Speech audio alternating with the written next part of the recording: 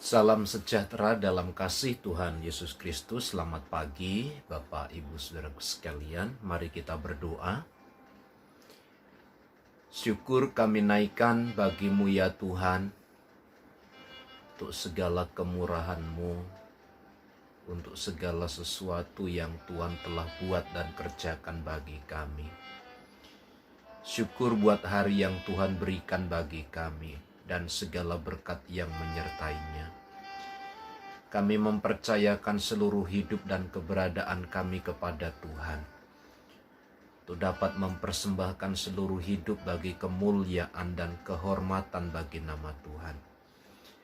Melalui renungan firman Allah sebentar, biarlah hidup kami semakin kuat, semakin bertumbuh di dalam Tuhan, melihat dan mengingat akan cinta kasih Tuhan kepada kami. Kami siap diberkati oleh firman-Mu, di dalam nama Tuhan Yesus.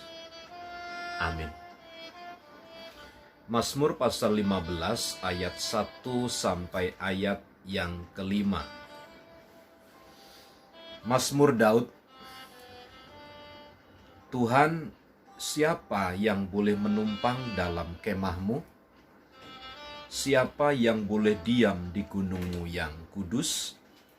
Yaitu Dia yang berlaku tidak bercela, yang melakukan apa yang adil, dan yang mengatakan kebenaran dengan segenap hatinya, yang tidak menyebarkan fitnah dengan lidahnya, yang tidak berbuat jahat terhadap temannya, dan yang tidak menimpakan cela kepada tetangganya, yang memandang hina orang yang tersingkir tetapi memuliakan orang yang takut akan Tuhan,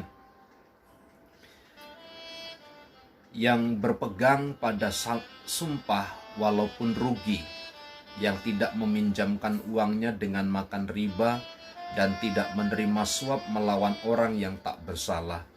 Siapa yang berlaku demikian tidak akan goyah selama-lamanya. Dalam pandangan iman Kristen meyakini bahwa tujuan dari keselamatan itu bukan terfokus kepada individu.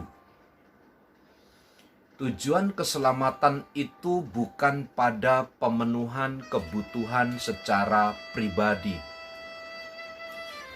Atau tujuan keselamatan dalam pandangan iman Kristen tidak hanya sekedar untuk nama kita terpandang, tetapi lebih kepada bagaimana kita punya harmonisasi hubungan dengan anggota masyarakat yang luas.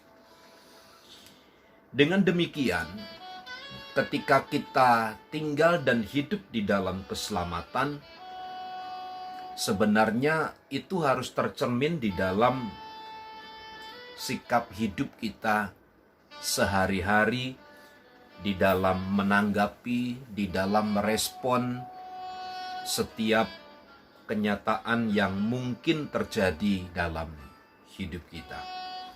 Artinya, keselamatan itu berfokus kepada masyarakat, bukan kepada individu, bukan kepada pribadi. Maka dalam bagian ayat-ayat itu dijelaskan, salah satu ciri yang muncul dari ayat-ayat itu adalah begini. Mereka yang hidupnya sesuai dengan ketetapan-ketetapan Tuhan. Yang pertama, hidup tidak bercela. Atau saya katakan hidup dalam integritas, di mana orang percaya mengkedepankan nilai-nilai kebenaran dibanding nilai-nilai pribadi. Yang kedua, melakukan yang adil.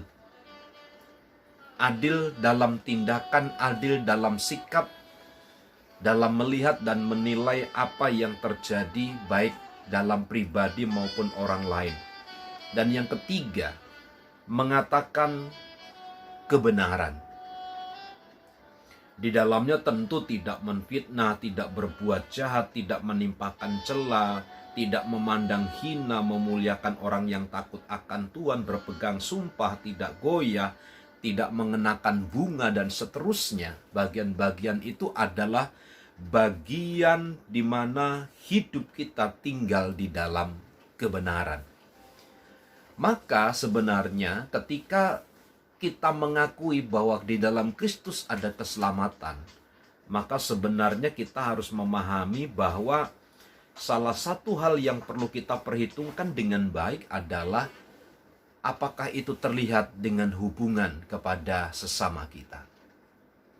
Sebab tujuan keselamatan adalah memuliakan Kristus melalui orang-orang yang ada di sekitar kita, tentu berdasarkan atau melalui kesulitan-kesulitan, tantangan, rangsangan yang datang dari luar.